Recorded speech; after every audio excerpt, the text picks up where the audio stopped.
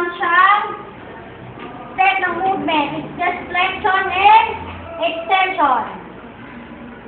For elbow flexion and extension, hold the wrist, support the elbow.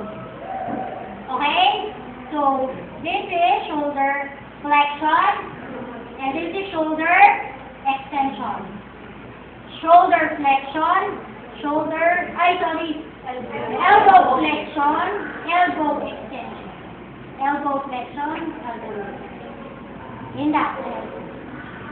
Okay? Nakakulit ang loob. Napupuno na. Again. Elbow.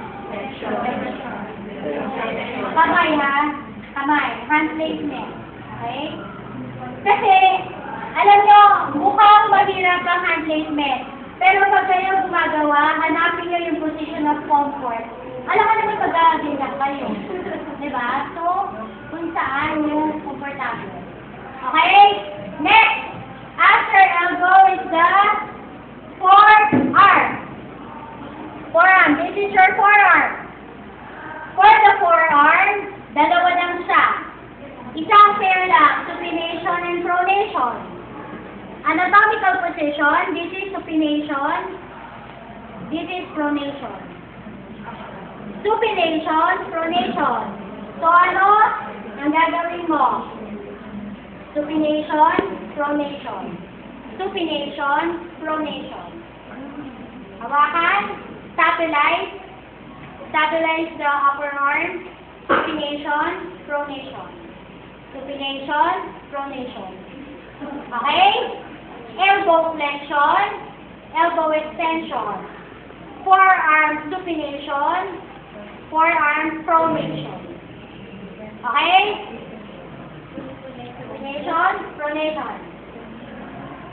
Okay? Tension. Meron itong list. Next is the wrist. Wrist joint. This is the wrist joint. Support. Hawakan nyo ang kanyang fingers and hawakan nyo ang forearm to stabilize. Ang action ng inyong wrist is flexion, extension. Flexion, extension. Flexion, extension. May isa pa siyang movement. Radial deviation.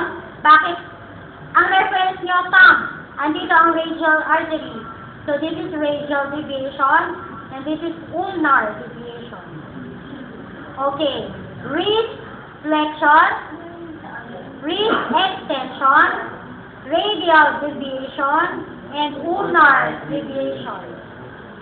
And okay. May isa pa siya.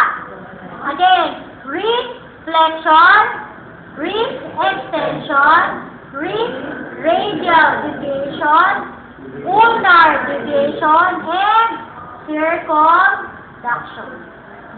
Circumduction, ikot. Circumduction to the left, circumduction to the right. Okay? Okay. Nakalist siya dito, kaya maganda. Pag-irok siya, nakalist siya. Kaya lang, okay. Next is the hand. Pagdating sa hand ng pasyente nyo, it's just cupping. Hawakan nyo both sides ng hand ng pasyente nyo. And then, ika-cup nyo siya. Cupping is ganyan. So, ano gagawin nyo? 1, 2, 3. This is cupping ang tawag. Ika-cup nyo. Kumbaga, parang may hawak kayo na ginaganon-ganon. This is cupping. Hand cupping. Okay?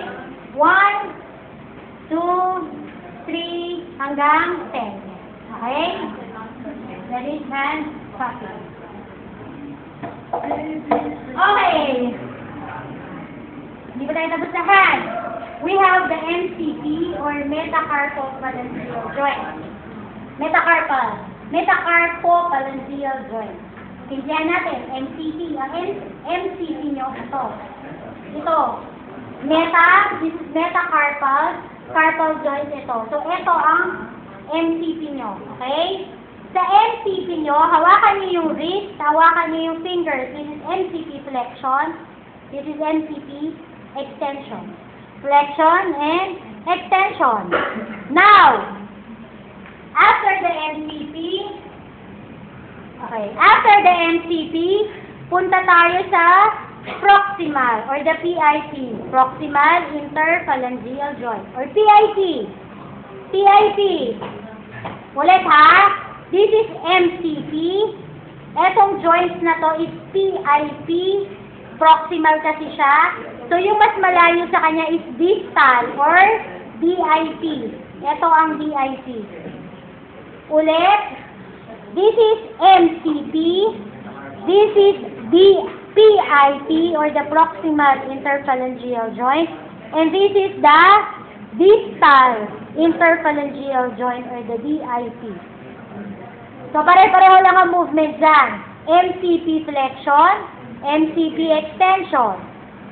PIP flexion, PIP extension. DIP flexion, DIP extension. Yun lang siya. Okay? MCP, ano to? PIP, ito? Okay. Now, punta tayo sa pasaway na thumb. Marami si thumb. This is thumb flexion, and thumb extension. This is thumb abduction, and this is thumb adduction. Okay? And this is thumb opposition. Flexion, extension, abduction, adduction, opposition. Ulit. Flexion, extension, extension sa likod actually. Mahirap siya. Extension, abduction, adduction, opposition. Okay? MCP, PIP,